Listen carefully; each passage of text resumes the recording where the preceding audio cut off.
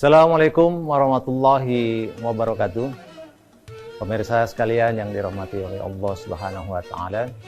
Alhamdulillah, alhamdulillah alladzi bi ni'mati tatimmus shalihat wa bi ta'atihi tanzilul barakat wa bihi tatalul ghayat. Allahumma shalli wa sallim wa barik ala sayyidina wa syafiina wa Muhammadin wa ala alihi washabihi wa wala amma ba'd. Alhamdulillah, hari ini kita diberikan karunia yang besar oleh Allah Subhanahu wa taala untuk terus bisa membersamai dengan ibadah bulan Ramadan. Mudah-mudahan Ramadan pada kesempatan hari ini akan semakin meningkatkan kualitas keimanan kita, kualitas ketakwaan kita kepada Allah Subhanahu wa taala. Hari ini pemirsa sekalian akan mendiskusikan terkait dengan permasalahan zakat. Zakat yang sudah kita pahami merupakan salah satu rukun Islam yang tentu sudah terbiasa kita lakukan.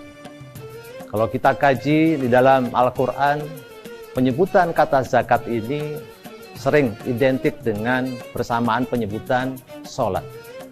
Bahkan di dalam Al-Quran disebutkan 27 kali perintah antara sholat dan zakat ini menjadi satu.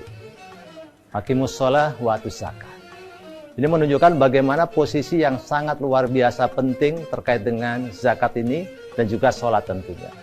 Sehingga ketika kita berbicara zakat tidak terlepas dari permasalahan sholat yang merupakan ibadah yang juga merupakan ibadah yang bersifat horizontal maupun yang bersifat vertikal maupun yang horizontal. Hablum minallah dan juga hablum minannas.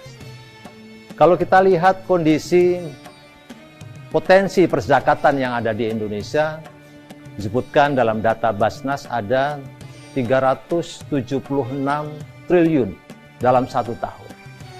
Dalam data tahun 2017 disebutkan 117 triliun. Tentu angka yang sangat luar biasa besar apabila itu semuanya bisa dioptimalkan untuk bisa menyelesaikan permasalahan-permasalahan yang ada di bangsa Indonesia. Kita tahu bahwa data di Indonesia kemiskinan tahun 2023 ada 9,26%. Nah, mari kita coba diskusikan terkait dengan permasalahan zakat ini dan perannya. Ketika kita manusia diciptakan oleh Allah Subhanahu wa taala untuk beribadah kepada Allah Subhanahu wa taala. Wa ma khalaqul jinna wal insa illa liya'budun. Bentuk-bentuk ibadah ini tentu sangat banyak. Salah satunya adalah kita bicarakan adalah masalah zakat. Allah memiliki tujuan-tujuan khusus memberikan syariat-syariat berupa zakat ini. Ya, kita lihat ada dua jenis zakat, zakat fitrah maupun zakat mal. Ya, zakat harta. Yang zakat harta itu nanti terbagi-bagi lagi menjadi ada zakat pertanian, zakat peternakan, zakat penghasilan, dan seterusnya. Bagaimana kira-kira peran zakat ini tadi bagi kita dan juga bagi umat? Nah, tentu kita akan menyoroti dari sisi terkait dengan ibadah-ibadah horizontal kita, yang kita harapkan zakat ini bisa mengentaskan begitu banyak permasalahan-permasalahan yang ada di bangsa kita. Tadi disebutkan data begitu besarnya potensi zakat.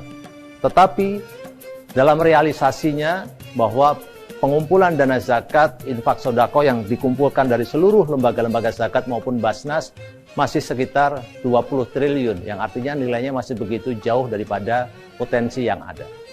Artinya bahwa banyak sekali di antara kita yang begitu masih sulit untuk mengeluarkan zakat dari hartanya.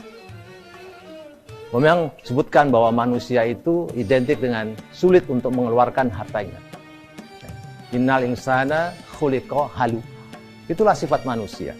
Yang dia sering mengeluh dan juga kikir. Ketika diberikan harta oleh Allah Subhanahu wa taala, dia berat untuk mengeluarkan. Maka disebutkan dalam kitab Man Yastari Al Jannah bahwa ibadah yang berat itu bukan ibadah nafsiyah, tapi justru ibadah maliyah. Yaitu ibadah mengeluarkan harta. Ya, karena mengapa? Harta itu yang kita yang mencari. Kalau hidup kita sudah dalam kondisi seperti ini sudah diberikan nyawa. Tapi kalau harta kita harus mencari. Begitu kita sudah mencari kemudian mendapatkan, kita merasa berat untuk mengeluarkannya. Maka Allah salah satunya dengan menurunkan perintah zakat ini untuk menghilangkan sifat-sifat kekikiran kita terkait dengan harta itu tadi. Kenapa disebutkan begitu? Karena nilai dari zakat itu sangat kecil. Secara umum dari beberapa jenis zakat itu hanya 2,5%. Misalnya zakat mal secara umum, setelah seseorang itu memenuhi nisabnya dalam 1 tahun 85 gram emas, maka dia diwajibkan membayar zakat 2,5%. Kalau kita kalikan dalam penghasilan kita, ya, maka sebenarnya nilai 2,5% itu sangat kecil dibandingkan dengan biaya hidup kita yang lain, ya, yang bersifat mungkin kesenangan-kesenangan, ya, hobi-hobi, memancing, kesenangan-kesenangan kuliner, ya, traveling dan seterusnya. Pemirsa sekalian dimuliakan oleh Allah Subhanahu wa taala, lalu bagaimana agar kita ini kemudian tergerak untuk mau mengeluarkan dana zakat kita tadi, ya, untuk sesama kita? Maka kita sebagai umat Islam harus mempunyai jiwa sosial yang tinggi. Yakinlah bahwa setiap rupiah yang kita keluarkan itu kembalinya untuk kita sendiri sebenarnya. In ahsantum li anfusikum wa in asatum falaha. Bahwa perbuatan baik itu yang kita tujukan pada Allah kembalinya buat kita. Demikian juga keburukan. Sehingga ketika kita membantu orang lain sebenarnya dengan zakat tadi, sebenarnya itu adalah untuk kita. Nah, ketika kita membantu saudara kita dengan zakat, kita menjadi dekat dengan saudara-saudara kita. Gini rasio di Indonesia sekitar 0,35. Artinya kesenjangan antara miskin dan kaya cukup tinggi. Sehingga dengan zakat ini bisa mendekatkan kita dengan saudara-saudara kita. Kita tengok saudara kita, adakah yang masih sulit untuk makan dengan kondisi beras yang sekarang naik? Adakah saudara kita yang tidak bisa berobat? Adakah saudara kita yang tidak bisa sekolah dan seterusnya? Sehingga keberadaan kita begitu semakin bermanfaat ada di masyarakat yang ada di sekitar kita.